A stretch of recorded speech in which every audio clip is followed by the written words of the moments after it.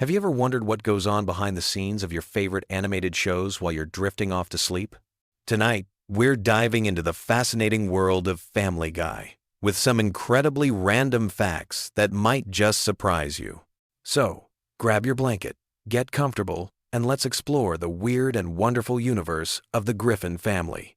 Did you know that Family Guy wasn't originally supposed to be called Family Guy at all? Seth MacFarlane's original pitch to Fox was titled The Life of Larry, which was actually a 7-minute short film he created while studying at the Rhode Island School of Design. The executives liked it so much that they asked him to develop it into a full series, but they wanted a catchier name. After going through dozens of potential titles, they settled on Family Guy because it perfectly captured the show's essence of an average American family dealing with extraordinary situations. Speaking of Seth MacFarlane, here's something that might keep you up at night thinking about alternate timelines.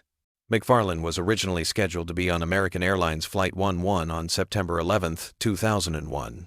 He was supposed to fly from Boston to Los Angeles that morning, but he overslept and missed the flight by just 15 minutes. That flight was one of the planes that hit the World Trade Center. If he had made that flight, we might never have gotten Family Guy, American Dad, or The Orville. Sometimes, the smallest moments change everything. Now let's talk about the voices behind your favorite characters. You probably know that Seth MacFarlane voices Peter, Brian, and Stewie, but did you know he also voices Carter Pewterschmidt, Tom Tucker, and even Glenn Quagmire? That's right.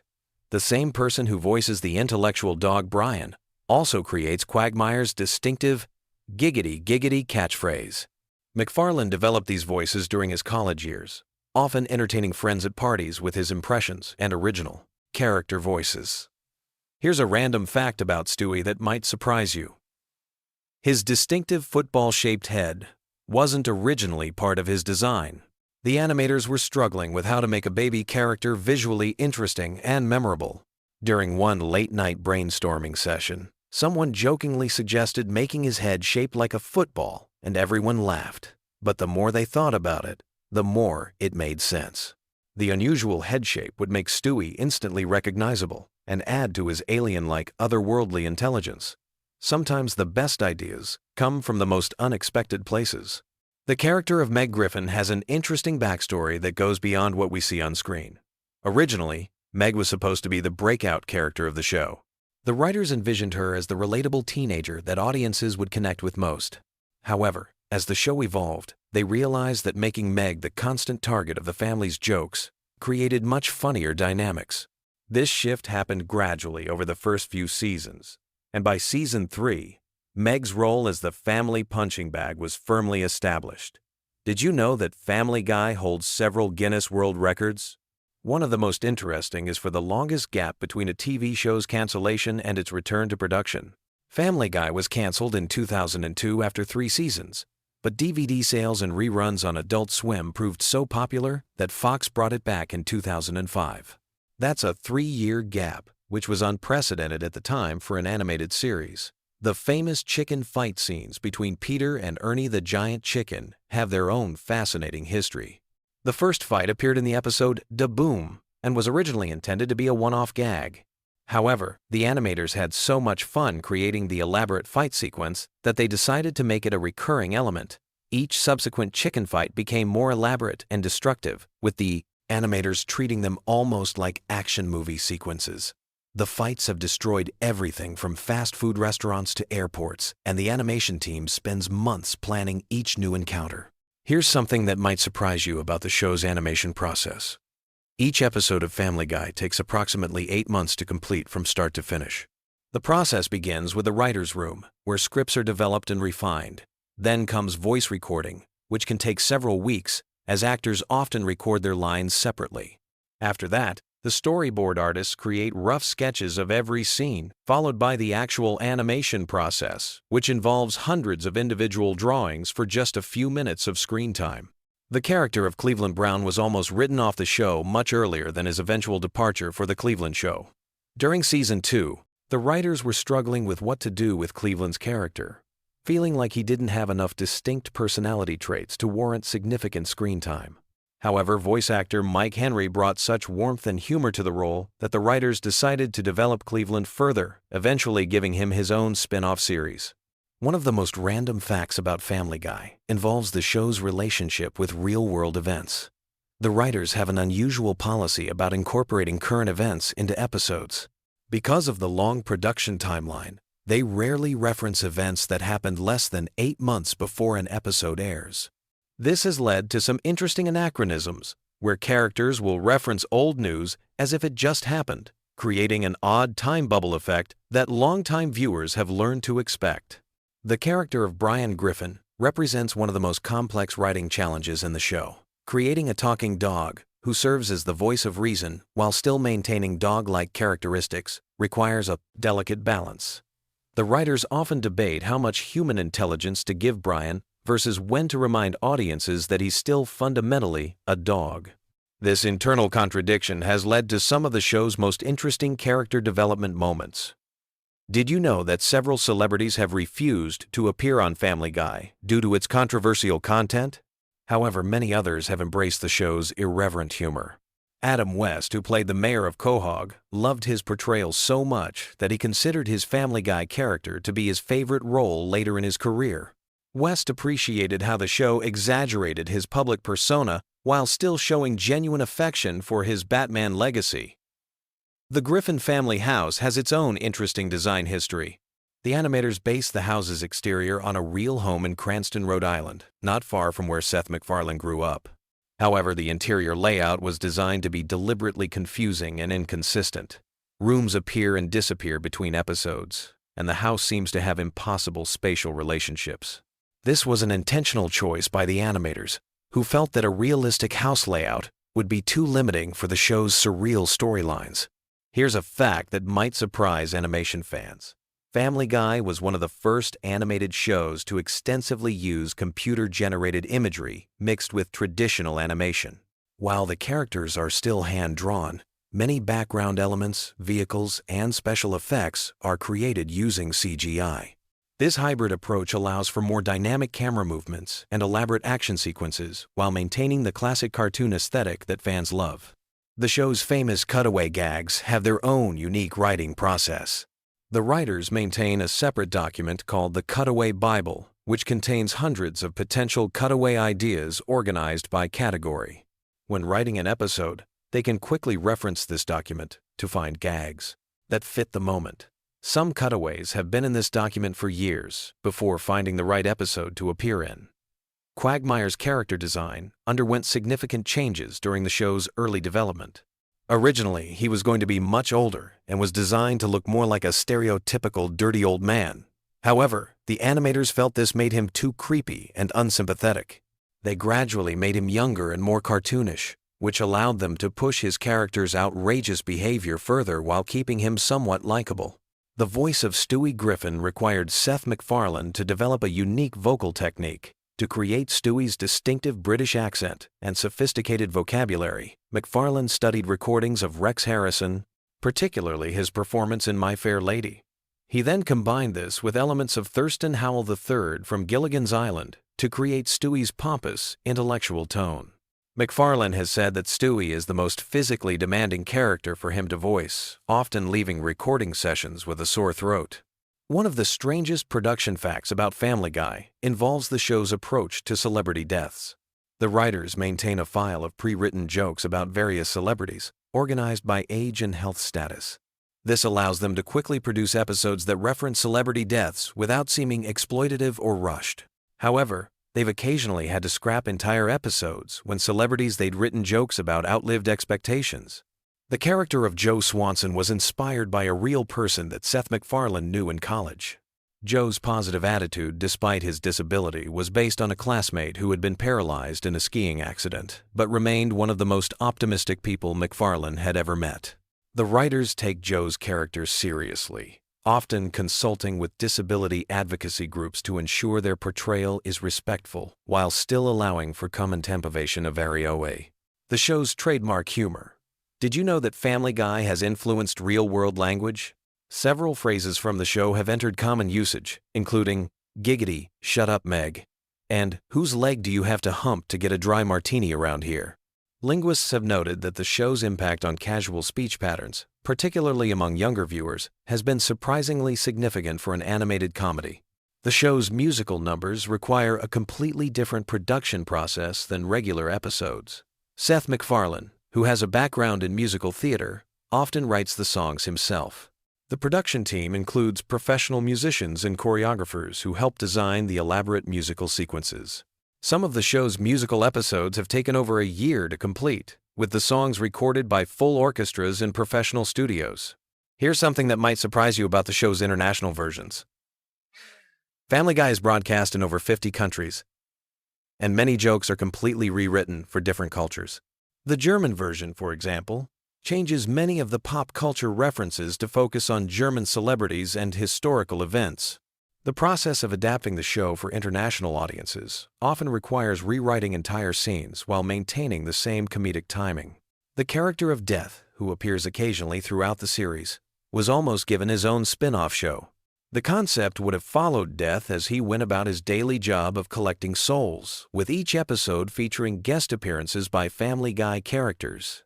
The idea was shelved when the writers realized it would be too dark for the show's target demographic, but elements of the concept occasionally appear in Death's appearances on the main show. Family Guy's production team includes several former Disney animators who brought traditional animation techniques to the show's more elaborate sequences. This blend of old-school animation craftsmanship with modern computer technology gives Family Guy a unique visual style that sets it apart from other animated comedies. The animators often hide small details and Easter eggs in background scenes that only dedicated fans notice. The show's approach to time and continuity is deliberately inconsistent, but there's actually a method to the madness. The writers maintain what they call a flexible timeline, where characters can age or remain the same age depending on what serves the story best. This allows them to explore different aspects of characters without being locked into strict chronological progression. One final random fact to end our journey through the world of Family Guy. The show's theme song was originally much longer and included additional verses about each family member. The shortened version we know today was created for time constraints, but the full version occasionally appears in special episodes or DVD extras.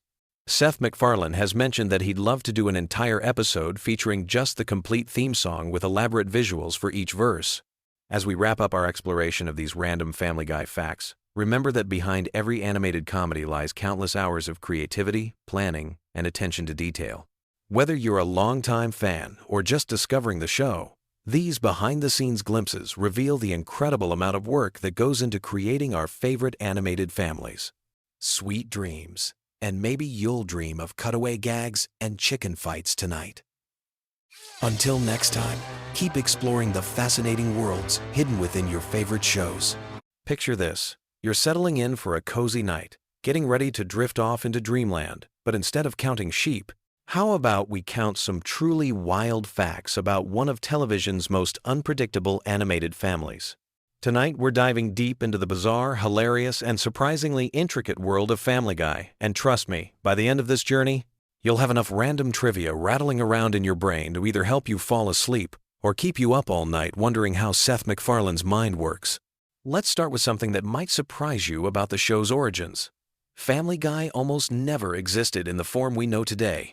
Back in the late 90s, Seth MacFarlane was working at Hanna-Barbera, the legendary animation studio behind classics like The Flintstones and The Jetsons. He created a short film called The Life of Larry for his thesis project at the Rhode Island School of Design, which featured many of the characters who would eventually become the Griffin family. The short was so impressive that it caught the attention of Fox executives, but here's where it gets interesting. MacFarlane was only 24 years old when he pitched the show, making him one of the youngest creators in television history to get a primetime animated series greenlit. The original concept was quite different from what we see today. Peter Griffin was initially going to be much more of a traditional sitcom dad. Think more like Homer Simpson, but without the yellow skin.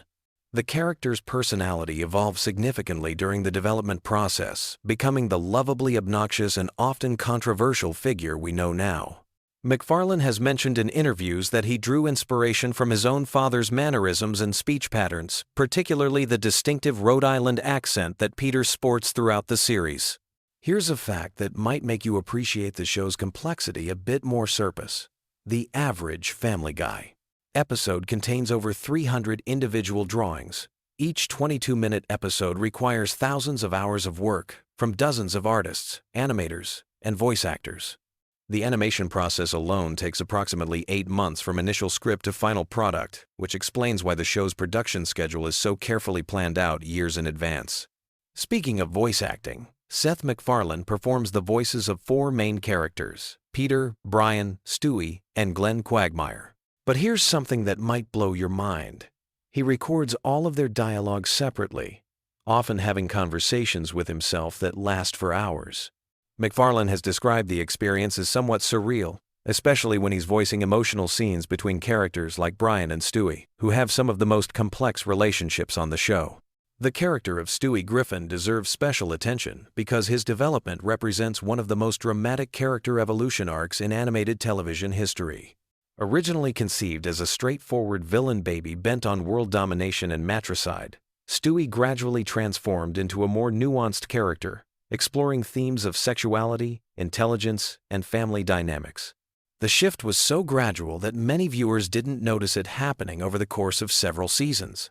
MacFarlane has stated that this evolution was intentional, reflecting his own growth as a writer and his desire to explore more sophisticated storytelling within the animated comedy format. One of the most fascinating aspects of Family Guy's production involves their approach to cutaway gags, those random tangential moments that have become the show's signature. The writers maintain what they call a gag bank, which is essentially a massive database of potential cutaway ideas that they can draw from when constructing episodes. Some of these gags were written years before they actually appeared on screen, waiting for the right episode and context to make them work. The process of selecting which gags make it into episodes involves multiple rounds of testing and refinement, with the writers constantly evaluating whether a particular joke will land with audiences or fall flat. The show's relationship with controversy has been both a blessing and a curse throughout its run. Family Guy has been canceled twice by Fox, first in 2002 after 3 seasons, and then brought back in 2005 due to strong DVD sales and reruns on Adult Swim. The second cancellation never actually happened, but the show came close several times due to various controversies and ratings fluctuations. What's interesting is that many of the episodes that generated the most controversy also ended up being some of the most popular, suggesting that the show's willingness to push boundaries is intrinsically linked to its success. The voice acting ensemble deserves recognition for their incredible consistency and chemistry. Alex Borstein, who voices Lois, actually auditioned for the role while she was performing in the sketch comedy group MAD-TV. Her distinctive voice for Lois was inspired by her own grandmother, and she's mentioned that she sometimes forgets she's not using her natural speaking voice when recording Lois scenes. Mila Kunis, who voices Meg, was only 14 years old when she started on the show, making her one of the youngest voice actors to land a major role in prime-time animation. The show's musical elements often go unnoticed, but they represent a significant portion of the production effort. Family Guy features more original music than most animated series, with MacFarlane himself composing many of the songs and musical numbers. His background in musical theater strongly influences these segments, and many episodes feature elaborate musical sequences that require additional voice actors, musicians, and extended animation sequences. The episode Road to the Multiverse alone featured over 40 different animation styles and required nearly double the typical production time. Here's something that might surprise fans of the show's seemingly random humor. Family Guy episodes are actually meticulously structured according to classical comedy writing principles.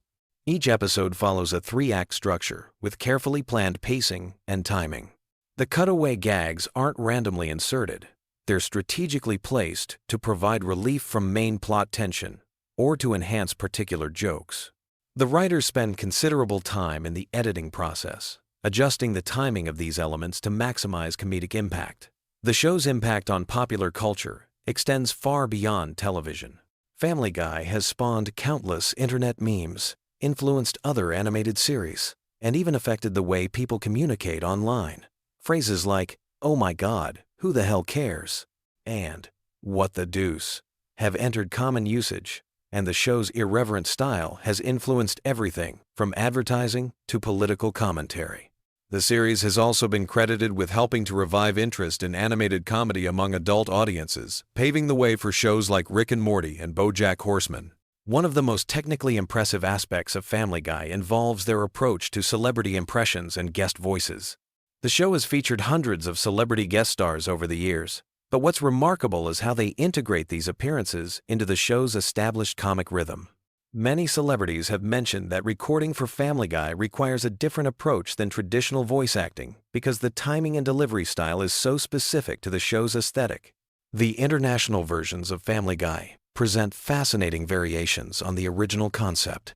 In different countries, certain cultural references are modified or replaced entirely to make sense to local audiences.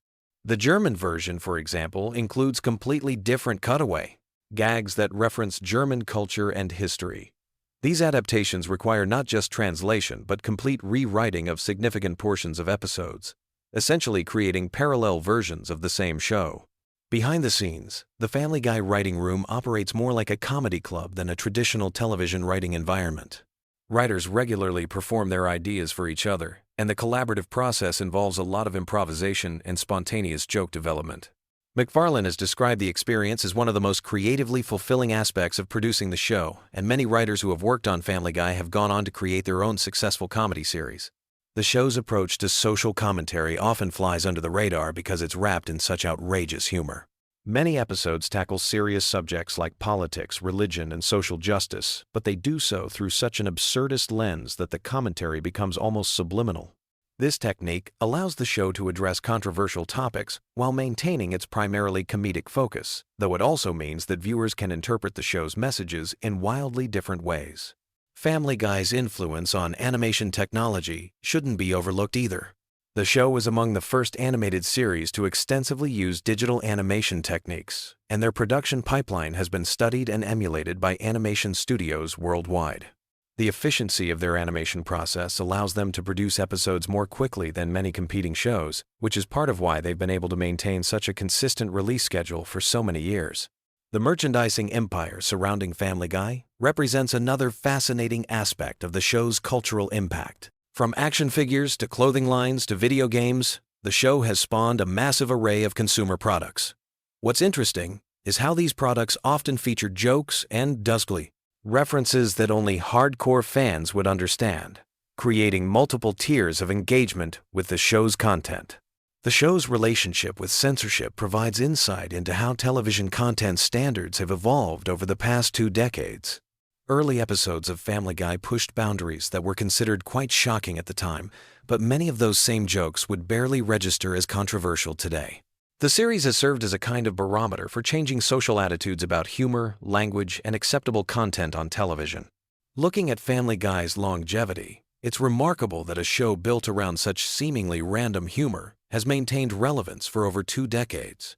Part of this success stems from the flexibility of the format, NEN, because the show isn't tied to realistic character development or consistent continuity. It can adapt to changing cultural contexts much more easily than traditional sitcoms. Characters can be completely different from episode to episode without breaking the show's internal logic. The voice recording process for Family Guy involves some unique challenges that most animated shows don't face. Because so many characters are voiced by the same actors, recording sessions often require complex scheduling to allow for quick character switches. McFarlane, in particular, has developed techniques for rapidly shifting between his different character voices, sometimes switching between Peter and Brian mid-sentence during recording sessions. Family Guy's impact on comedy writing extends beyond animation into live-action television and film. Many comedy writers cite the show's fearless approach to offensive humor and its willingness to commit fully to absurd premises as influential in their own work. The show's success proved that audiences were hungry for comedy that didn't follow traditional rules about likability or moral messaging. The technical aspects of producing Family Guy's signature visual style involve more complexity than might be immediately apparent. The seemingly simple character designs actually require precise consistency across hundreds of artists working on each episode. The show maintains detailed style guides that specify everything from the exact curve of Peter's chin to the precise shade of Brian's fur, ensuring visual continuity across different animation teams and production facilities. As we wind down this journey through the wonderfully weird world of Family Guy, it's worth noting that the show continues to evolve and surprise audiences after more than 20 years on the air. Whether you love it or hate it, there's no denying that Family Guy has carved out a unique place in television history, pushing boundaries and challenging expectations in ways that few shows ever attempt. So, there you have it, a deep dive into the bizarre, brilliant, and sometimes bewildering universe of Family Guy. From its humble beginnings as a college thesis project to its status as one of the longest-running animated series in television history, the show represents a fascinating case study in how unconventional creativity can find mainstream success. Sweet dreams. And remember, in the world of Family Guy, literally anything can happen, and usually does. Ever find yourself tossing and turning at night, your brain buzzing with random thoughts? Well, tonight we're diving into something that'll either put you right to sleep or keep you awake with fascinating tidbits about one of television's most controversial animated families. Get comfortable, dim those lights, and let me share some incredibly random Family Guy facts that'll drift through your mind like counting sheep. Picture this. It's 1999, and television is about to change forever. A brand new animated show is about to premiere that would become one of the most talked about series in entertainment history. But here's something most people don't know. Family Guy almost never happened at all. The pilot episode was actually rejected multiple times before finally getting picked up. Seth MacFarlane had to fight tooth and nail just to get his vision on screen, and even then, the network executives weren't entirely convinced it would work. Speaking of Seth MacFarlane, here's a mind-blowing fact that might surprise you. He was originally supposed to be on one of the planes that hit the World Trade Center on September 11th, 2001. He had a ticket for American Airlines Flight 11, but he missed the flight because he was hungover from a party the night before, and his travel agent had given him the wrong departure time. That hangover quite literally saved his life and allowed him to continue creating the show we know today. It's one of those sliding door moments that makes you think about how different television history could have been. Now, let's talk about something that'll really mess with your head. You know Brian Griffin, the intellectual talking dog? Well, his character was almost completely different. In the original concept, Brian was going to be much more dog-like, basically just a regular pet who occasionally made witty observations. But MacFarlane decided to make him more human-like because he wanted a character who could serve as the voice of reason in the quappling, chaotic Griffin household. This decision fundamentally changed the entire dynamic of the show. Here's another random tidbit that might drift you off to dreamland. The famous chicken fights between Peter and Ernie the Giant Chicken weren't originally planned to become recurring segments. The first chicken fight was just supposed to be a one-off gag in Season 2. But the animators had so much fun creating the elaborate fight sequence that they decided to bring it back again and again. These fights became so popular that they're now considered one of the show's signature elements, even though they started as basically an inside joke among the production team. You know those cutaway gags that Family Guy is famous for? The ones that start with, "This is worse than that time when," or "Remember when?" Well, here's something fascinating about how they came to be. MacFarlane got the idea from old variety shows and comedy sketches he watched as a kid. He wanted to create something that felt like channel surfing, where you'd suddenly jump to a completely different scene or time period without warning. The writing team actually keeps a massive database of potential cutaway gags, and they have hundreds of unused ideas just sitting there waiting for the right episode. Let me tell you about something that happened during the show's darkest period. When Family Guy was canceled in 2002 after just 3 seasons, something unprecedented occurred. The show's reruns on Adult Swim became so popular that they actually brought in higher ratings than most news shows on primetime television. This had never happened before in television history. A canceled show was literally outperforming current programming just through reruns. The DVD sales were breaking records too, which ultimately convinced Fox to bring the show back from the dead. This revival made Family Guy one of the first major television shows to be brought back purely because of fan demand and aftermarket success. It changed how networks think about canceled shows and basically created the template for how fan campaigns could save their favorite programs. Pretty remarkable when you think about how social media wasn't even a factor back then. This was all done through word of mouth, online forums, and DVD purchases. Here's a random fact about Stewie Griffin that might surprise you. His distinctive football-shaped head wasn't originally designed that way. The early character sketches showed him with a more traditionally round baby head. But McFarlane kept adjusting the proportions, making the head more and more elongated because he thought it made Stewie look more sinister and alien-like. The final design was actually inspired by the shape of a rugby ball, which McFarlane thought gave Stewie a more intellectual, almost extraterrestrial appearance. Speaking of Stewie, his accent is another interesting story.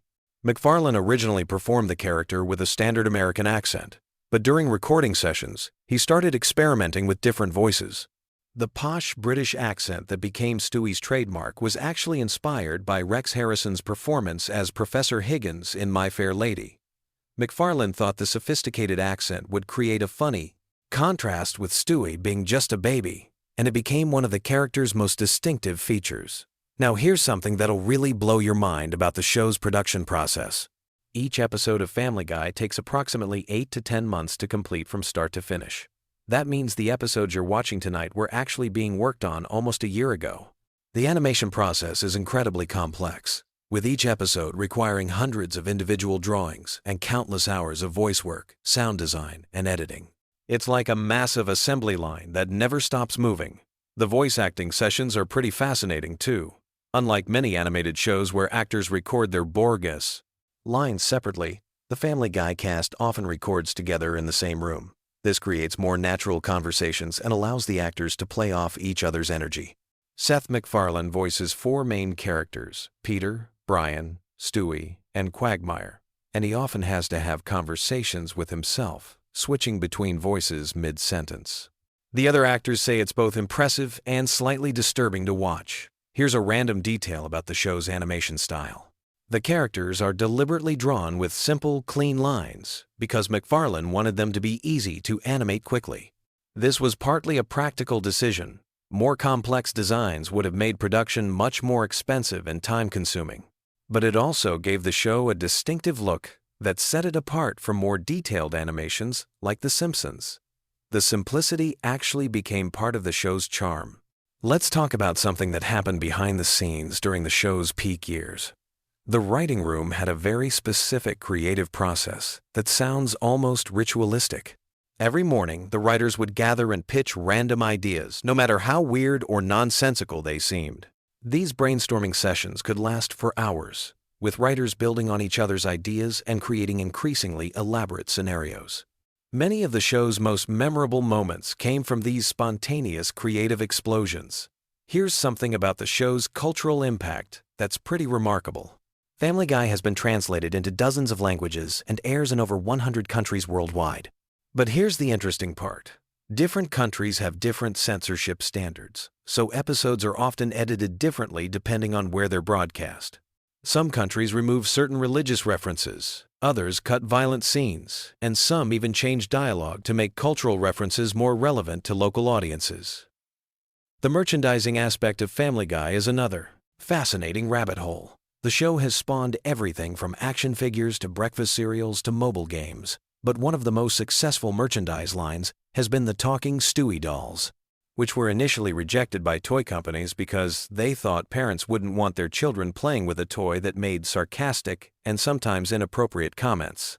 When they finally got produced, they became one of the best-selling animated character toys of the early 2000s. Let's drift into some trivia about the show's music. Family Guy features more original songs than most animated series, and many of them have become surprisingly popular. The song Shapoopy from the episode Mission Impossible actually led to increased sales of the original 1,957 Broadway recording. Seth MacFarlane's love of classic American standards heavily influences the show's musical choices, and he often uses the characters to perform songs from the Great American Songbook. Here's something that might help you fall asleep. The show's approach to continuity is intentionally loose and dreamlike. Unlike shows that maintain strict chronological order and character development, Family Guy treats each episode almost like a separate universe. Characters die and come back, relationships reset, and events from previous episodes are often ignored completely. This was a deliberate creative choice to give writers maximum freedom to tell whatever story they wanted without being constrained by what happened before. The show's relationship with controversy has always been complex and evolving. What started as boundary-pushing humor that felt fresh and daring gradually shifted over the years, sometimes crossing lines that made even longtime fans uncomfortable. The writers have acknowledged this evolution, often using the show itself to comment on its own controversial moments. It's like the show became self-aware of its own reputation and started having conversations with its critics through the episodes themselves. As we drift toward the end of our random fact journey, here's something particularly interesting about Family Guy's place in animation history. The show arrived at a perfect moment when adult animation was just beginning to find its footing as a legitimate television genre. The Simpsons had proven that cartoons could be sophisticated and satirical, South Park had shown they could be provocative and current, and Family Guy carved out its own niche by being rapid-fire and referential in ways that felt uniquely modern. The show's influence on internet culture cannot be overstated. Long before social media memes became a cultural phenomenon, Family Guy was creating bite-sized moments of humor that people would quote and reference online. The cutaway gags, in particular, felt perfectly suited to the short attention spans and random humor that would later dominate platforms like YouTube and TikTok. In many ways, Family Guy predicted the kind of humor that would thrive in the digital age. So, as you settle into sleep tonight, remember that Family Guy represents something larger than just an animated sitcom. It's a cultural artifact that captured a specific moment in entertainment history. When television was becoming more experimental, audiences were hungry for edgier content, and creators were learning to navigate the balance between pushing boundaries and maintaining mass appeal. The show's journey from cancellation to revival to cultural phenomenon mirrors the changing landscape of television itself. Sweet dreams, and may your sleep be filled with random cutaway gags and the gentle sound of Peter Griffin's distinctive laugh echoing through your subconscious. These random facts about Family Guy have hopefully given your mind something to wander through as you drift off, proving that even animated chaos can become oddly soothing when filtered through the lens of curiosity and nostalgia. Picture this. You're lying in bed, eyes heavy, ready to drift off into dreamland. But instead of counting sheep, what if I told you some absolutely wild facts about one of television's most chaotic families? Tonight, we're diving deep into the bizarre, hilarious, and sometimes disturbing world of Family Guy, with facts so strange, they might just lull you into the most entertaining sleep of your life. So get comfortable, dim those lights, and let me take you on a journey through Quahog that's perfect for your bedtime routine. Whether you're a die-hard fan or just need something to occupy your mind as you wind down, these Family Guy facts will give you plenty to think about as you drift off to sleep. Let's start with something that might surprise you about the show's creation. Family Guy almost never made it to air in the first place. Seth MacFarlane created the pilot when he was just 24 years old, working as a writer and animator for Hanna-Barbera. The original pilot was so different from what we know today that it's almost unrecognizable. Brian wasn't even supposed to be the sophisticated martini-drinking intellectual we know and love. Originally, he was just going to be a regular dog who occasionally spoke. But MacFarlane decided that having a talking dog who acted completely normal would be funnier than having one who was still essentially just a pet. Speaking of Brian, here's a fact that might keep you thinking as you fall asleep. Brian Griffin is technically immortal in some episodes, but ages normally in others. The show has never been consistent about whether Brian ages like a regular dog or if he's somehow exempt from typical canine lifespans. In some episodes, he's mentioned to be around 7 years old in dog years, which would make him middle-aged. But in others, he references events from decades ago, as if he experienced them personally. This inconsistency is just one of many things that make Family Guy's continuity so fascinatingly chaotic. Now, let's talk about Stewie Griffin, the baby genius with questionable intentions. Did you know that Stewie's sexuality has been a subject of debate not just among fans but actually within the show's writing room? Seth MacFarlane has stated in interviews that Stewie is meant to be gay, but the character's sexuality has been portrayed inconsistently throughout the series. In early episodes, Stewie had crushes on various female characters, but later seasons have shown him with clear attractions to male characters. The writers have deliberately kept this ambiguous, which adds another layer to Stewie's already complex character. Here's something that might give you pleasant dreams. The voice actors for Family Guy are incredibly talented beyond just their work on the show. Seth MacFarlane, who voices Peter, Brian, and Stewie, is also an accomplished singer who has released several jazz albums. His singing voice is so good that he's performed with major orchestras and has even done tribute concerts to classic crooners like Frank Sinatra. Imagine Peter Griffin serenading you to sleep with smooth jazz standards. Let's dive into some facts about the show's most controversial character, Peter Griffin himself. Peter's weight has been a running gag throughout the series, but did you know that his exact weight has been mentioned multiple times with wildly different numbers? In some episodes, he's said to weigh around 270 pounds, while in others, the number jumps to over 300. The inconsistency is intentional, reflecting how the show treats Peter's physical characteristics as fluid depending on what's funniest for any given episode. Peter's job history is another source of endless entertainment and confusion. Throughout the series, he's worked at a toy factory, a brewery, various other random jobs, and has even been unemployed for extended periods. But here's what's interesting. The show never explains how the Griffin family maintains their lifestyle during Peter's unemployed periods. They live in a decent house in what appears to be a middle-class neighborhood, yet Peter's employment status seems to have no impact on their standard of living. It's one of those cartoon logic elements that you just have to accept. Speaking of the Griffin house, have you ever noticed that the layout seems to change between episodes? Sometimes there are rooms that appear out of nowhere, and other times, familiar rooms seem to vanish. The basement, in particular, seems to change size and purpose depending on the episode's needs. In some episodes, it's a small storage space, while in others, it's large enough to hold elaborate contraptions or even entire gatherings. This kind of flexible architecture is common in animated shows, but Family Guy takes it to particularly absurd lengths. Let's talk about Meg Griffin, the family's perpetual punching bag. Here's a fact that might surprise you. Meg was originally supposed to be the most normal character in the family, serving as the audience's point of view into this chaotic household. But as the show evolved, the writers found it funnier to make her the target of everyone's abuse. This shift happened gradually over the first few seasons, and by the time it was fully established, Meg had transformed from a relatable teenager into a character whose suffering was played for laughs. The voice of Meg has also changed throughout the series. Originally voiced by Lacey Chabert, the role was taken over by Mila Kunis starting in Season 2. The transition was so seamless that many viewers didn't even notice the change. Kunis was actually still a teenager when she started voicing Meg, making her closer in age to the character than most voice actors are to their animated counterparts. Here's a soothing fact about the show's animation style. Family Guy uses a technique called cutaway gags that allows for infinite creative possibilities. These brief segments, usually introduced by phrases like, "This is worse than the time," allow the animators to create completely different scenarios, time periods, and art styles within a single episode.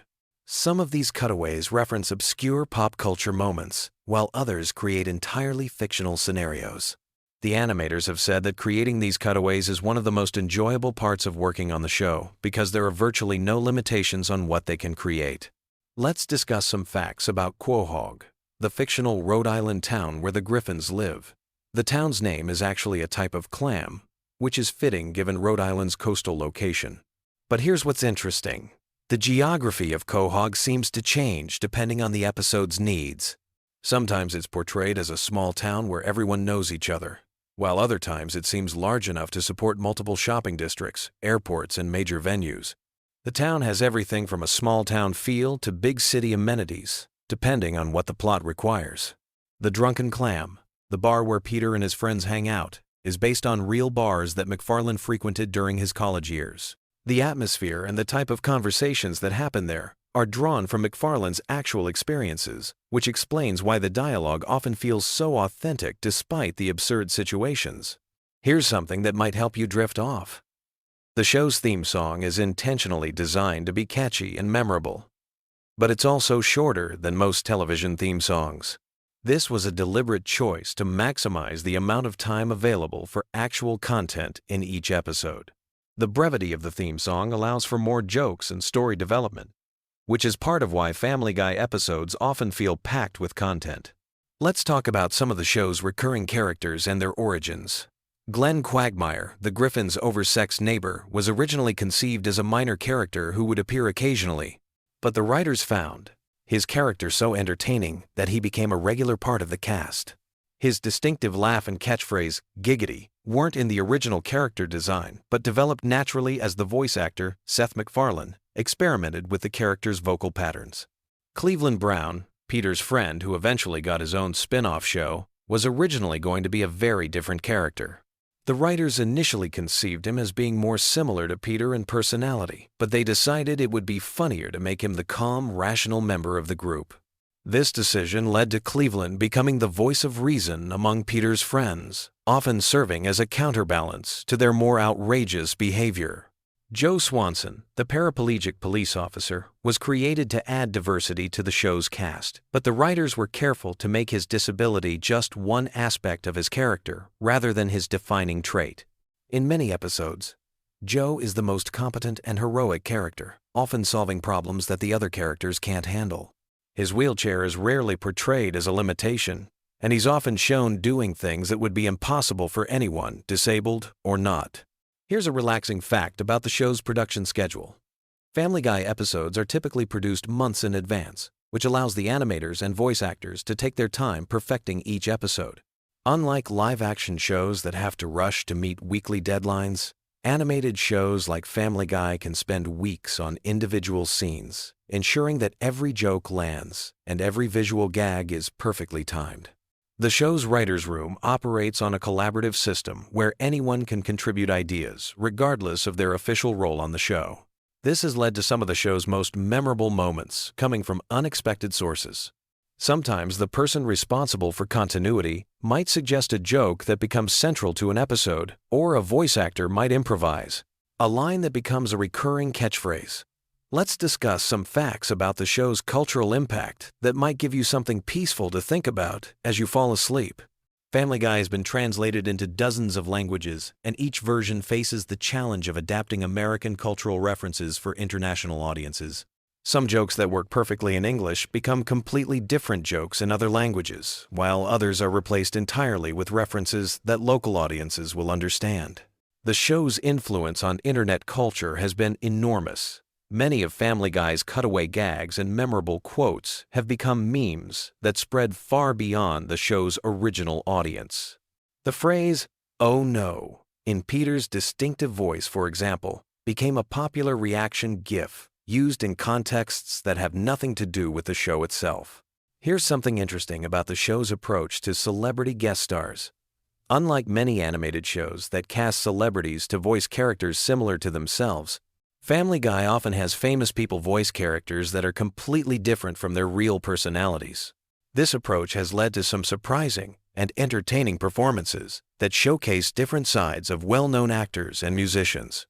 The show's approach to continuity is deliberately inconsistent, which actually makes it more relaxing to watch in some ways. You don't need to remember every detail from previous episodes to understand what's happening, because the show often contradicts its own established facts for the sake of a good joke. This means you can watch episodes in any order and still enjoy them fully, which is perfect for casual viewing or when you're trying to wind down. Let's talk about some facts about the show's music and sound design. Family Guy employs a full orchestra for many of its musical numbers, which is unusual for an animated television series. This attention to musical detail means that even throwaway songs and cutaway gags are often surprisingly well-produced and catchy. The show's composers have backgrounds in both television and theatrical music, which explains why many of the musical segments feel like they could work on stage. The sound effects in Family Guy are often created in unusual ways. The iconic sound of Peter falling down and hurting himself, which happens in almost every episode, is actually a combination of several different sounds layered together. The voice actors often provide their own sound effects during recording sessions, which gives the show a more organic feel than if all the sounds were added in post-production. Here's a fact that might help you smile as you drift off.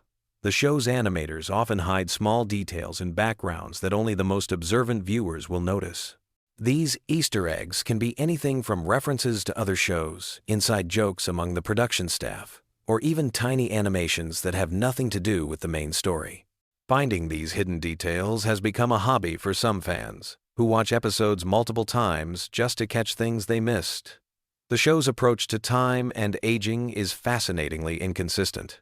While the characters never seem to get older, the show acknowledges the passage of time in other ways. Technology updates, cultural references change, and real-world events are incorporated into episodes.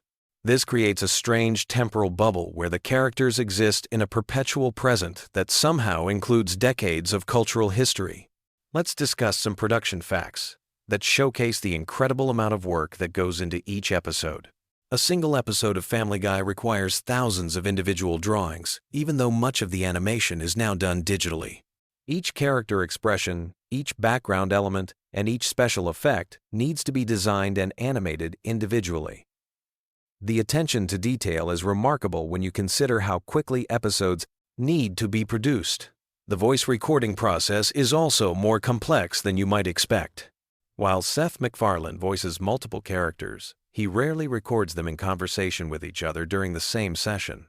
Instead, each character's lines are recorded separately, and the conversations are constructed in post-production. This means that MacFarlane has to imagine how his different characters would interact with each other and adjust his performance accordingly. Here's something soothing to consider. Despite all the chaos and controversy surrounding Family Guy, the show has created jobs for hundreds of people over its many seasons. Animators, voice actors, writers, musicians, sound engineers, and countless other professionals have built careers working on this show.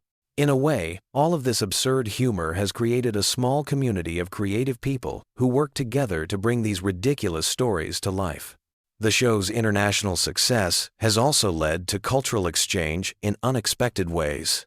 American animators have learned techniques from international studios, while animators from other countries have brought their own cultural perspectives to American television. This cross-pollination of ideas has enriched the medium of animation as a whole. As we near the end of our journey through these Family Guy facts, let's consider something that might give you pleasant dreams. The show's enduring popularity suggests that there's something universally appealing about stories of dysfunctional families who, despite all their problems, somehow stick together. Even though the Griffin family is exaggerated to absurd proportions, there's something recognizable about their dynamics that resonates with audiences around the world.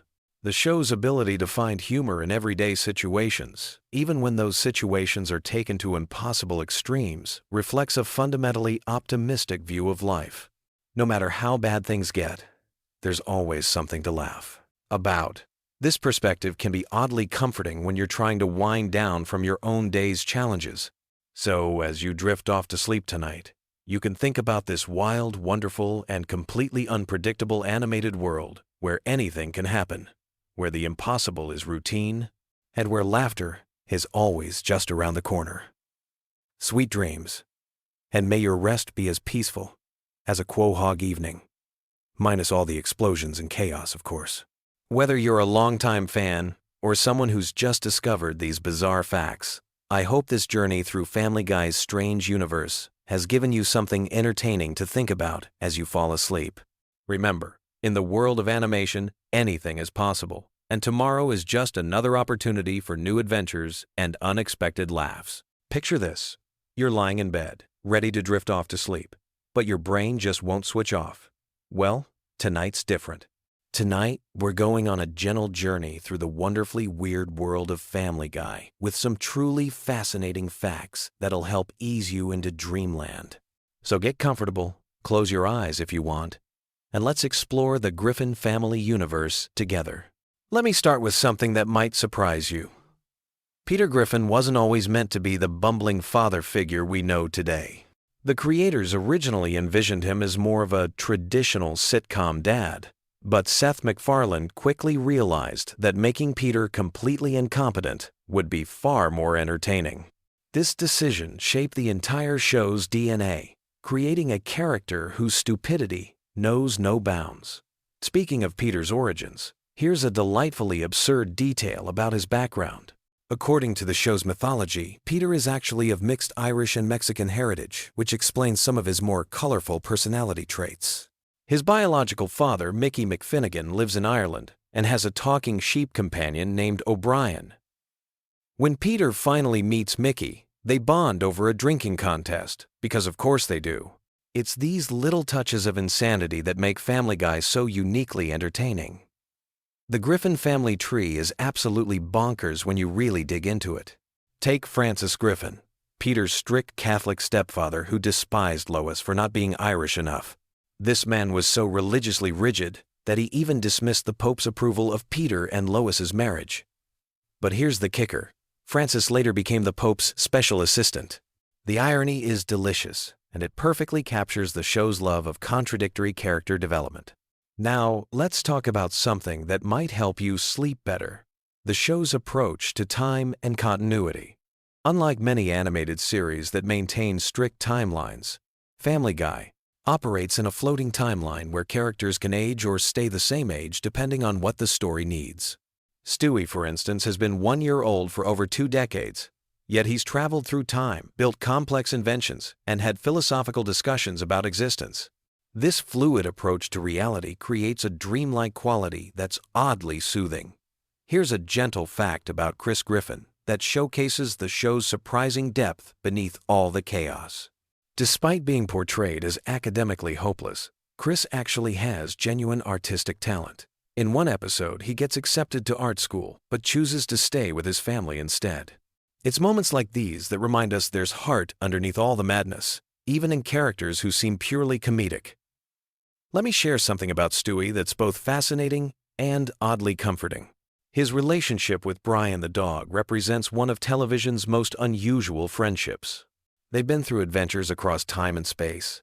They've argued like an old married couple, and when Brian died, Stewie was so heartbroken, he literally rewrote time to save him.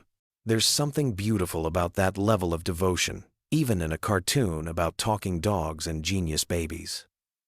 The voice acting in Family Guy is another soothing element worth considering as you drift off. Seth MacFarlane voices multiple main characters, including Peter, Brian, and Stewie, essentially having conversations with himself for hours during recording sessions. Imagine the surreal experience of being alone in a sound booth, switching between a baby's British accent, a dog's sophisticated tone, and a grown man's childish outbursts. It's like a one-person theater performance that's been going on for decades. Here's something wonderfully absurd about the show's background characters. Cleveland Brown, Peter's neighbor and friend, was originally just meant to appear in a few episodes, but his calm, measured way of speaking proved so funny when contrasted with Peter's chaos that he became a main character and eventually got his own spin-off show. Sometimes the best things in life happen by accident, which is a nice thought to carry into sleep. Let's explore some of the more obscure Griffin family members, because their stories have a mythical quality perfect for bedtime. There's King Arthur Griffin, an ancestor who could supposedly pull Excalibur from the stone. Then there's Moses Griffin, who led the Jews out of Egypt while complaining about billboards and demanding more Jolly Ranchers. The show creates these elaborate historical figures that exist purely to set up jokes, but there's something wonderfully imaginative about building an entire fictional lineage. The relationship between Stewie and his stuffed bear Rupert is oddly touching when you think about it. This genius baby, capable of building time machines and mind control devices, still needs his security blanket in the form of a simple teddy bear. It reminds us that no matter how complex we become, we all need something soft and familiar to hold on to. That's a comforting thought as you settle into your own bed. Family Guy's approach to cutaway gags creates a unique storytelling rhythm that's almost hypnotic. The show will interrupt itself mid-scene to show us a completely unrelated flashback or fantasy sequence, then seamlessly return to the main story. It's like how our minds work when we're falling asleep, jumping from one random thought to another without any logical connection. Yet somehow, it all flows together. Here's a fascinating detail about Meg Griffin that reveals the show's unexpected complexity. Despite being constantly mistreated by her family, actress Mila Kunis has mentioned in interviews that playing Meg taught her about resilience and finding humor in difficult situations. The character who seems to exist purely for abuse actually represents something deeper about perseverance and maintaining hope even when everything seems to go wrong. The show's relationship with censorship has always been playful rather than aggressive. When certain words can't be said on television, the characters find creative ways around it, often making the censored version funnier than the uncensored one would have been. There's something delightfully subversive about finding humor within constraints, like creating art within specific rules. Let me tell you about Brian's literary aspirations, which add a layer of melancholy to his character that's perfect for quiet reflection. He's constantly working on novels that never get published, struggling with alcoholism, and dealing with the existential crisis of being a talking dog in a world that doesn't quite make sense. His failures are deeply human, reminding us that everyone struggles with their dreams and disappointments. The background music in Family Guy deserves more recognition than it gets. The composers create these elaborate orchestral pieces for scenes that last only seconds, treating throwaway gags with the same musical attention as epic movie moments. There's something beautiful about that level of craftsmanship being applied to the most ridiculous situations imaginable. Quagmire's house being right next to the Griffins creates an interesting dynamic that's been running for over 20 years. These neighbors who are simultaneously friends and enemies, who know each other's secrets but continue to be surprised by each other's actions. It's like a very slow, very weird sitcom relationship that unfolds over decades rather than seasons. The show's treatment of death is uniquely casual and somehow comforting because of it. Characters die and come back regularly. Time gets rewritten, and consequences are often temporary. In a world where permanence can feel overwhelming, there's something soothing about a universe where mistakes can be undone and second chances are always available. Here's something about the show's animation style that contributes to its dreamlike quality. The characters are drawn with simple, clean lines that make them feel both familiar and slightly unreal. Their movements are fluid but exaggerated, creating a world that feels just removed enough from reality to be purely entertaining rather than stressful. The recurring theme of Peter's various jobs throughout the series creates a sense of endless possibility. He's been everything from a bodega owner to a Renaissance artist to a country music star, often within the same season. There's something liberating about a character who can completely reinvent himself whenever the story demands it, suggesting that we all have infinite potential for change. Family Guy's approach to celebrity cameos is uniquely self-aware. When famous people appear on the show, they're often playing exaggerated versions of themselves, or completely different characters entirely. It creates this meta-textual layer where reality and fiction blend together in ways that feel dreamlike and surreal. The show's relationship with its own continuity is fascinatingly relaxed. Characters will reference events from previous episodes as if they happened, then completely contradict those same events in the next episode. It's like how dreams work. Everything makes perfect sense until you try to examine the logic too closely. Let me share something about the show's writing process that might interest you as you drift off. The writer's room for Family Guy is known for being one of the most collaborative in television, with jokes being refined and improved by multiple people before making it to air. Each throwaway line has been polished by a room full of comedy writers, which explains why even the smallest moments often contain multiple layers of humor. The relationship between Lois and Peter represents something uniquely optimistic despite all their problems. No matter how much chaos Peter creates, no matter how frustrated Lois becomes, they always find their way back to each other by the end of each episode. It's a cartoon version of unconditional love that's oddly reassuring. Stewie's gradual evolution from would-be world conqueror to adventure-seeking toddler reflects the show's own maturation over time.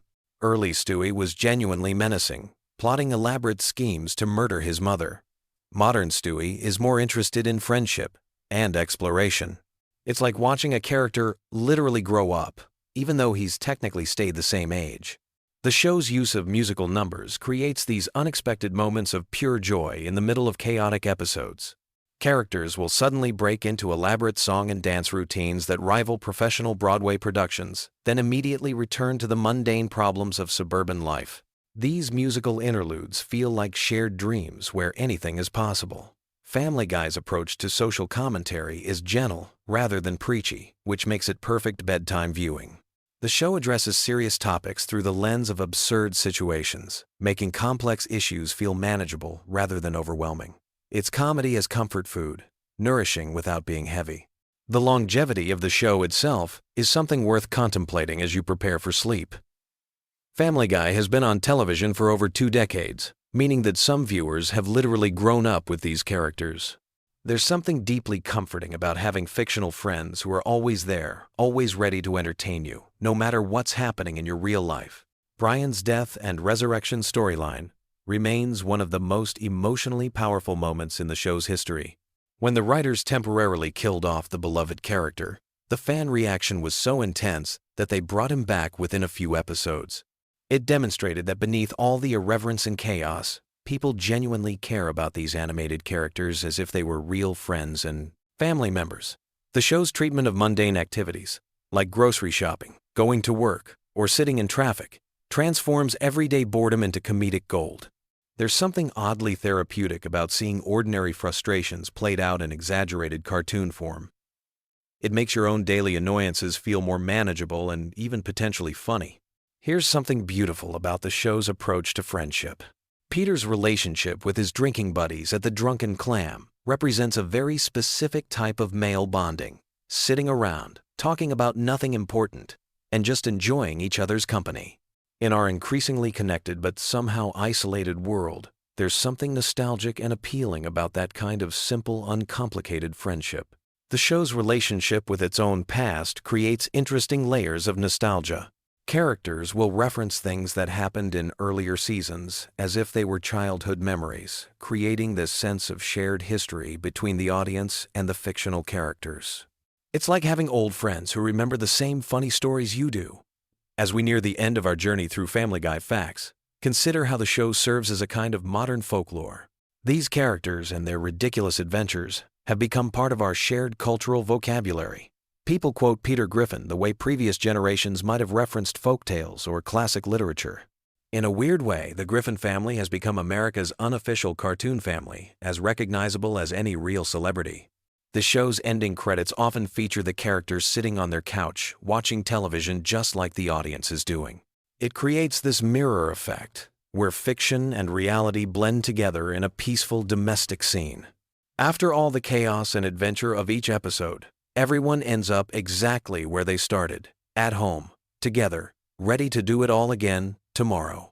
And that's perhaps the most comforting thing about Family Guy. No matter how crazy things get, no matter what disasters befall the Griffin family, they always end up back home, safe and sound, ready for the next adventure. It's a universe where problems are temporary, love is permanent, and there's always something to laugh about, even in the strangest situations.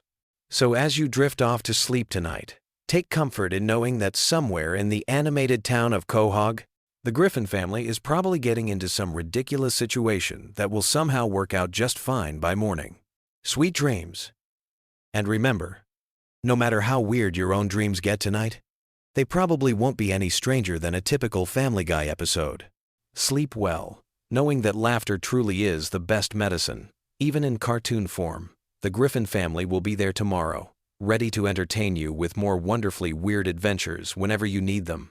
Good night. Picture this. You're lying in bed, scrolling through your phone at 2 in the morning, and suddenly you're wondering about the most random Family Guy trivia that exists. Well, you've come to the right place, because tonight we're diving deep into the weirdest, most fascinating, and downright bizarre facts about everyone's favorite dysfunctional animated family. From secret voice actor connections to hidden Easter eggs that took fans decades to discover, these facts will blow your mind and give you plenty to think about as you drift off to sleep. Let's start with something that'll make you question everything you thought you knew about Peter Griffin's voice. Did you know that Seth MacFarlane actually based Peter's distinctive voice on a security guard he met while working at Hanna-Barbera? The guard had this thick New England accent that MacFarlane found absolutely hilarious, so he started imitating it during production meetings. What's even crazier is that this security guard had no idea he was the inspiration for one of television's most iconic cartoon characters, until years later when a coworker pointed it out to him. Imagine finding out that your voice became the foundation for a character watched by millions of people worldwide. Speaking of voices, here's something that might surprise you about Meg Griffin. Originally, Lacey Shaybird voiced Meg during the first season and part of the second season. But when she left to pursue other projects, Mila Kunis stepped in without anyone really noticing. The transition was so seamless that many longtime fans still don't realize there was ever a voice change. What makes this even more interesting is that Mila Kunis was initially hesitant to take the role because she felt bad about replacing another actress. Little did she know, she'd be voicing Meg for over 2 decades. Now let's talk about Stewie Griffin's accent, because there's a fascinating story behind that sophisticated British tone. Seth MacFarlane has revealed that Stewie's voice is actually inspired by Rex Harrison, the actor who played Professor Henry Higgins in the musical My Fair Lady. But here's the twist that most people don't know. MacFarlane originally wanted Stewie to gradually lose his accent as he got older, showing his American upbringing taking over. However, fans loved the accent so much that the creators decided to keep it permanently. This means Stewie's voice was supposed to be a temporary character trait that ended up becoming his most defining feature. Brian Griffin's character has one of the most unusual origin stories in animated television. Originally, Brian was going to be just a regular dog who couldn't talk. Seth MacFarlane only gave him the ability to speak because he needed a character who could serve as the voice of reason in the Griffin household. But here's what's really wild. Brian's personality is largely based on MacFarlane's own political views and personal struggles with alcoholism. In many ways, Brian serves as MacFarlane's animated alter ego, which explains why the character often breaks the fourth wall and seems more aware of the show's absurdity than other characters. The Griffin family's house has appeared in other Seth MacFarlane shows, but not in the way you might expect. The layout and design of the Griffin home was actually recycled and modified for use in American Dad as the Smith family residence. If you look closely at both houses, you'll notice they share remarkably similar floor plans, just with different decorations and color schemes. This was done to save time and money during production, but it created an unintentional connection between the two shows that eagle-eyed fans discovered years later. Cleveland Brown's spin-off show, The Cleveland Show, was originally supposed to be much darker in tone. The initial concept had Cleveland dealing with serious issues like racism, economic struggles, and family dysfunction in a more realistic way. However, Fox executives pushed for a lighter approach that would better match Family Guy's comedic style. This decision ultimately led to the show's cancellation after 4 seasons, as it never quite found its own identity separate from its parent series. Here's a fact that'll make you appreciate the show's attention to detail. Every single background character in Quahog has a name and backstory, even if they only appear for a few seconds. The writers maintain detailed files on hundreds of minor characters, including their occupations, family relationships, and personality traits. This level of world building is incredibly rare in animated comedies and helps explain why Quahog feels like a real town despite all its absurdities. The famous chicken fight scenes between Peter and Ernie the Giant Chicken weren't originally planned to become a recurring gag. The first fight scene was supposed to be a one-time joke, but the animation team had so much fun creating it that they kept extending the sequence. What was originally planned as a 30-second bit became a multi-minute epic battle that destroyed half of downtown Quahog. The positive fan reaction convinced the writers to bring back the chicken fights as a regular feature. Lois Griffin's piano playing isn't just for show.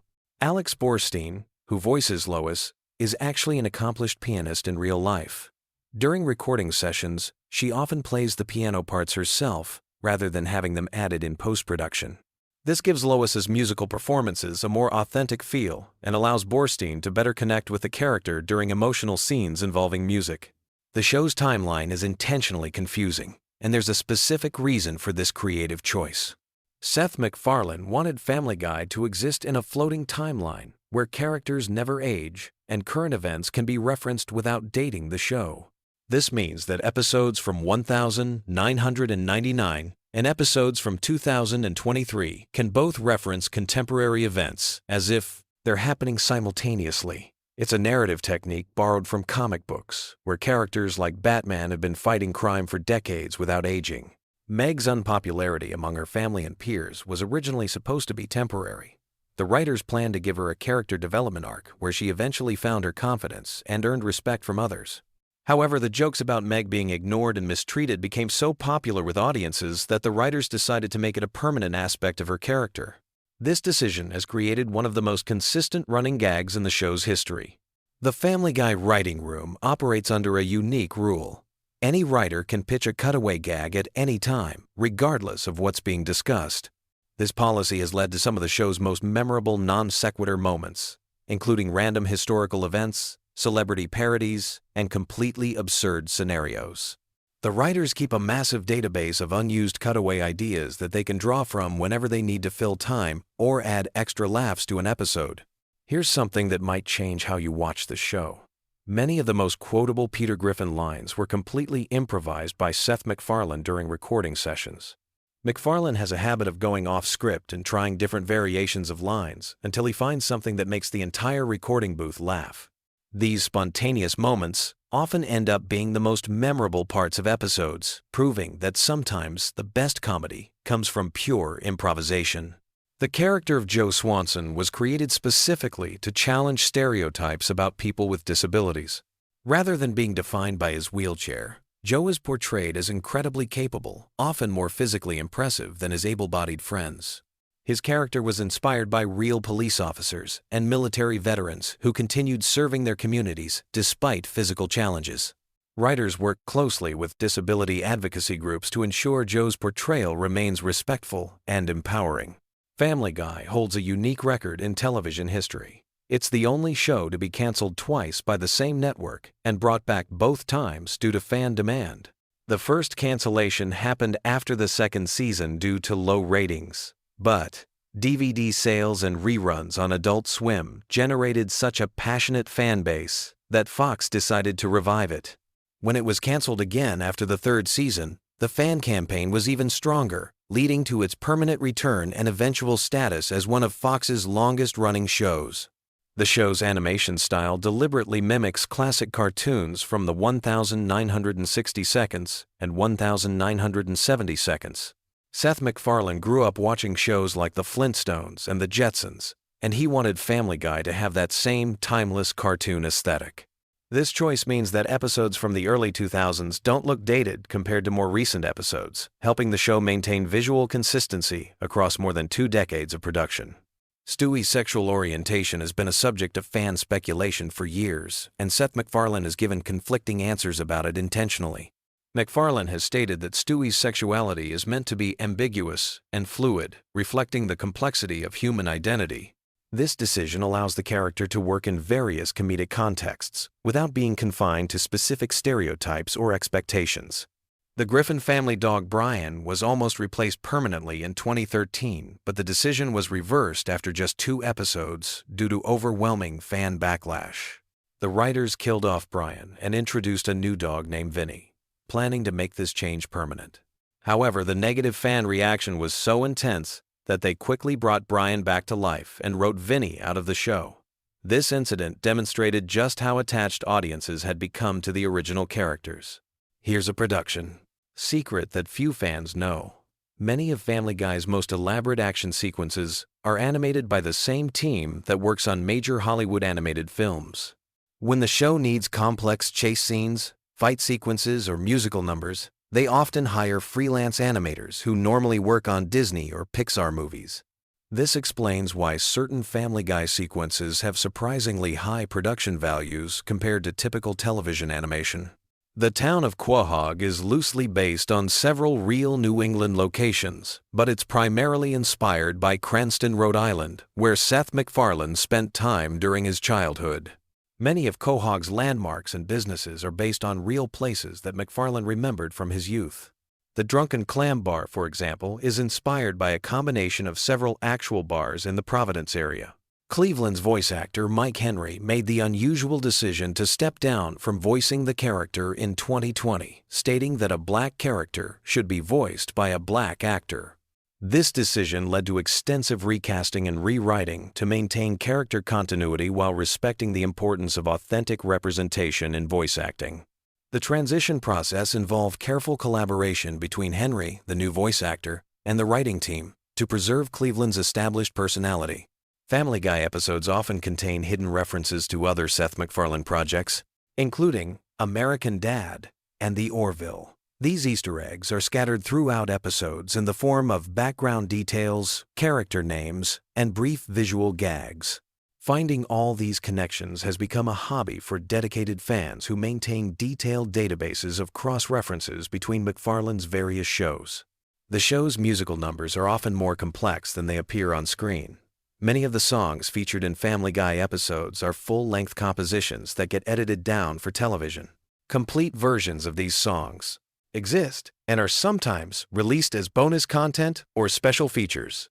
The writers and composers put significant effort into creating these musical sequences, often treating them as mini-musicals within the larger episode structure. Quagmire's famous giggity catchphrase was originally supposed to be used only once as a throwaway joke. Seth MacFarlane was experimenting with different ways to express the character's perverted excitement when he stumbled upon the giggity sound. The phrase became so associated with Quagmire that it's now impossible to imagine the character without it, showing how sometimes the most memorable elements of fictional characters emerge completely by accident. The Family Guy universe contains numerous characters who have appeared across multiple episodes spanning decades, creating one of the most extensive animated fictional communities on television. Background characters like the greased-up deaf guy, the evil monkey, and various Quahog residents have their own continuing storylines and character development arcs that careful viewers can track across seasons. These random facts barely scratch the surface of Family Guy's incredibly detailed fictional world.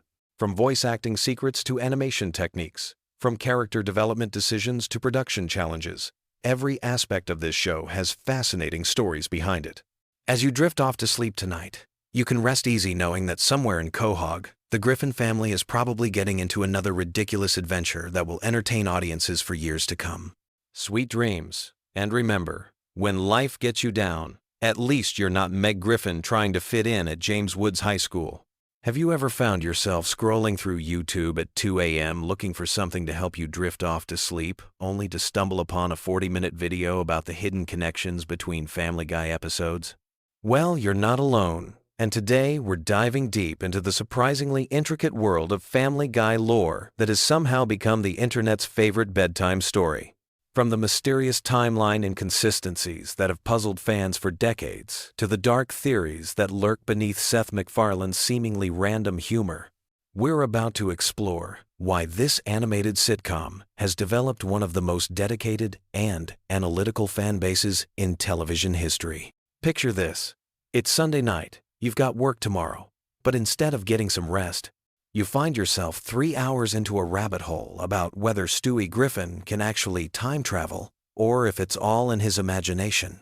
Sound familiar? The phenomenon of Family Guy lore videos has taken over late-night YouTube, creating an entire subgenre of content that combines nostalgic comfort with mind-bending analysis.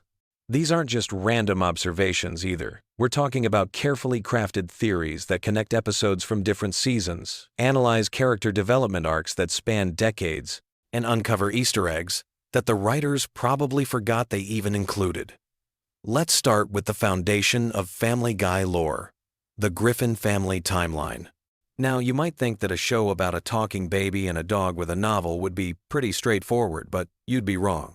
The series has been on the air since 1999, with that infamous cancellation and resurrection period, and during that time, the characters have somehow managed to travel through time, and exist in multiple dimensions simultaneously. Peter Griffin has held dozens of jobs, died multiple times, and somehow always returns to his position at the brewery as if nothing happened. This isn't lazy. It's actually part of a larger narrative structure that treats continuity more like a suggestion than a rule. The real complexity begins when you start tracking the relationships between characters across seasons. Take Cleveland Brown, for example. He starts as Peter's neighbor and best friend, moves away to star in his own spin-off show, then returns as if nothing happened. But here's where it gets interesting. Eagle-eyed fans have noticed subtle changes in his personality and relationships that suggest the Cleveland who returned isn't quite the same person who left. This has led to theories about parallel dimensions, simulation theory, and even the possibility that the entire series takes place in some kind of purgatory where characters are doomed to repeat similar scenarios with slight variations.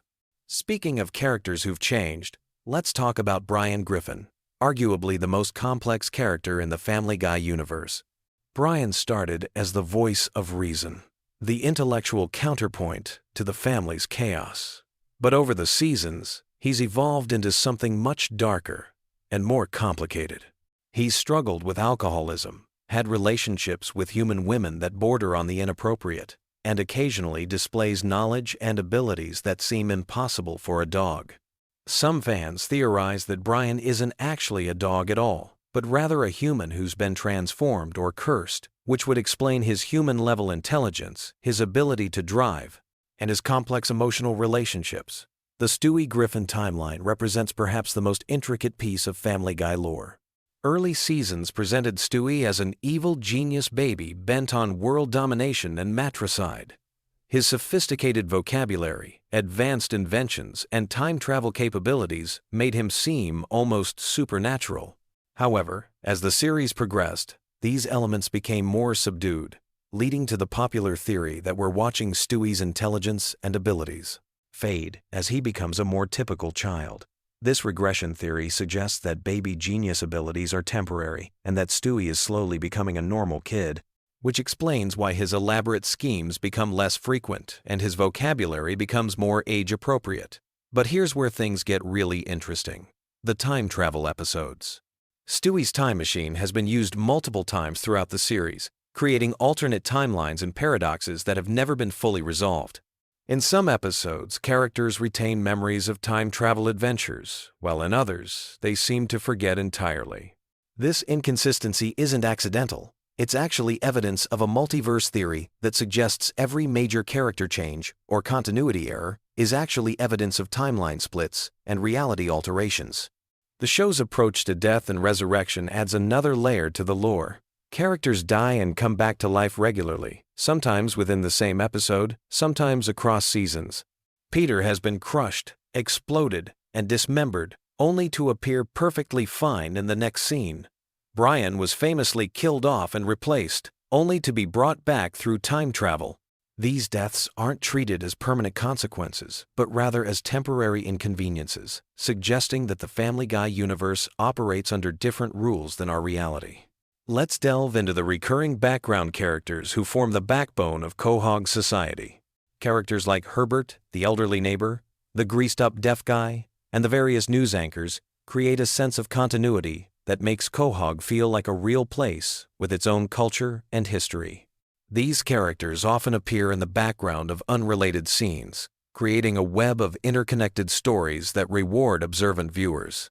Some fans have mapped out the social connections between these background characters, creating elaborate family trees and relationship charts that rival those of epic fantasy novels. The show's treatment of pop culture references creates another fascinating aspect of its lore. Family Guy is famous for its cutaway gags that reference everything from 1,980 seconds movies to obscure historical events. But these references aren't random. They often connect to overarching themes and character development. Peter's obsession with 1,980 seconds culture reflects his refusal to grow up and accept adult responsibilities. Stewie's references to Broadway musicals and classic literature hint at his sophisticated nature and possibly his future sexuality. These cultural touchstones create a shared language that binds the characters together while also dating the episodes in specific time periods. The geography of Quahog itself tells a story. The town layout has changed dramatically over the years, with new businesses appearing and disappearing, neighborhoods shifting, and landmarks moving around. This geographic inconsistency has led some fans to theorize that Quahog exists in a state of constant flux, possibly as a reflection of the characters' unstable mental states, or as evidence that the entire series takes place in some kind of dream or simulation. Religious and philosophical themes run deeper through Family Guy than most casual viewers realize. Peter's Catholic upbringing clashes with his hedonistic lifestyle, creating internal conflicts that occasionally surface in episodes dealing with morality and consequences. Lois's Protestant background and her complex relationship with her wealthy parents add layers of class and religious commentary that inform her character development. These spiritual elements aren't always played for laughs. They sometimes provide genuine insight into the characters' motivations and fears. The show's handling of mental health issues, while often controversial, creates another dimension of character analysis. Peter's impulsive behavior and lack of consequences could be seen as symptoms of various psychological conditions. Meg's depression and social isolation are treated both as punchlines and as genuine character traits that affect her relationships and life choices. Chris's awkwardness and social difficulties hint at developmental issues that are never directly addressed but inform his character arc. Family Guy's relationship with its own cancellation and resurrection has become part of its mythology. The show was canceled after 3 seasons, then brought back due to strong DVD sales and Adult Swim reruns.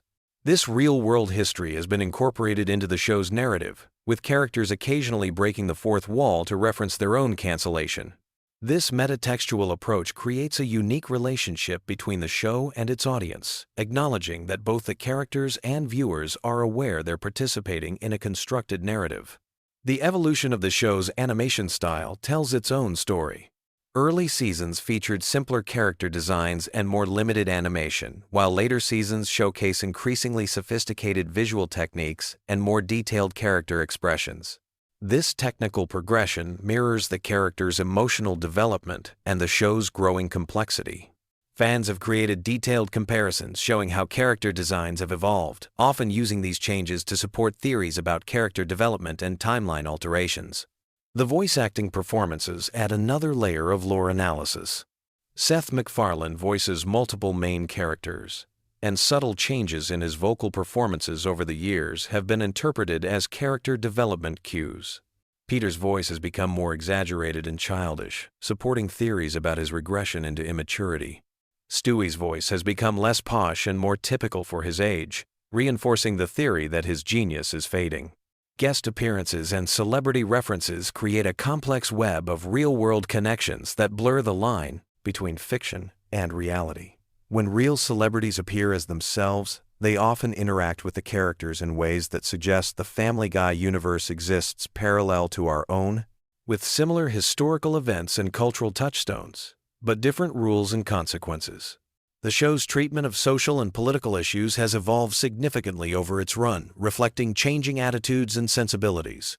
Early episodes featured edgier humor and more controversial content, while recent seasons have shown more awareness of social responsibility. This evolution isn't just about changing times. It reflects character growth and maturity, particularly in how the family members relate to each other and their community.